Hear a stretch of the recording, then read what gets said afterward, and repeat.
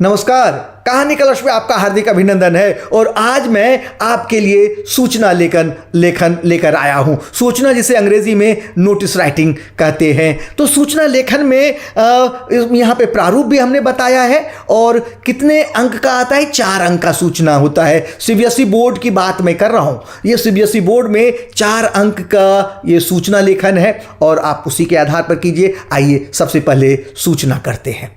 सूचना लेखन। आइए सूचना लेखन के बारे में जानते हैं। सूचना लेखन का अपना एक विशेष महत्व है। जब एक ही जानकारी को बहुत सारे व्यक्तियों को व्यक्तिगत स्तर पर अलग अलग देना संभव नहीं होता, तब इसके लिए सूचना लेखन का सहारा लिया जाता है। इसके माध्यम से किसी व्यक्ति अथवा संगठन की ओर से किसी जानकारी, चेतावनी आदि की सार्वजनिक रूप से घोषणा की जाती है।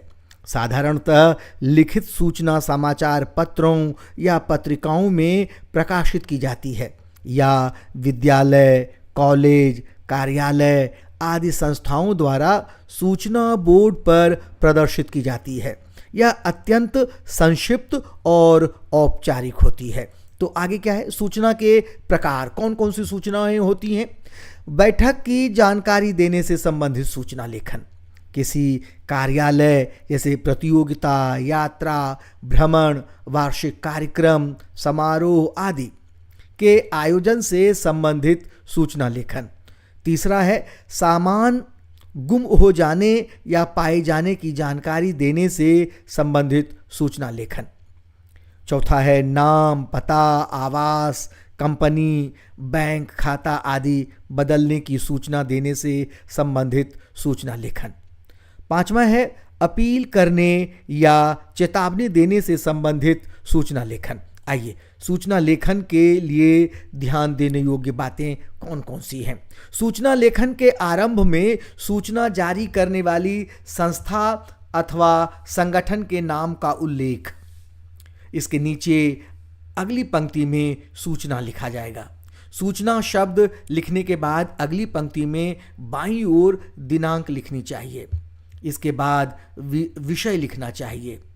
सूचना लेखन में क्या, क्यों, कब, कहाँ, कौन आदि प्रश्नों के उत्तर प्राप्त होने चाहिए। सूचना के अंत में सूचना देने वाले व्यक्ति के नाम तथा पद का उल्लेख करना चाहिए। सूचना लेखन एक बॉक्स बनाकर करना चाहिए।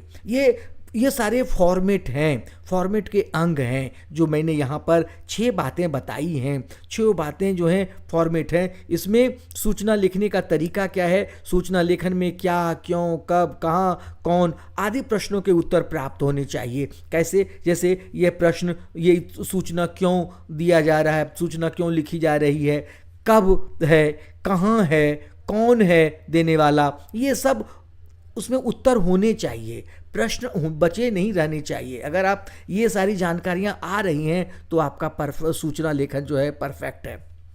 आगे चलते हैं। आगे क्या है, आगे ये देखिए, हमने यहाँ पर एक उदाहरण के लिए रखा है। फॉर्मेट का है, प्रारूप कह सकते हैं। सबसे पहले संस्था का नाम है, उसके नीचे सूचना है, उसके बाद दिनांक है, दिनांक के नीचे विषय है। आप सभी को सूचित किया जाता है कि इस तरह ये तरीका है तो शुरुआत करने का, प्रारंभ करने का, सूचना कैसे प्रारंभ करेंगे यहीं से शुरुआत करेंगे।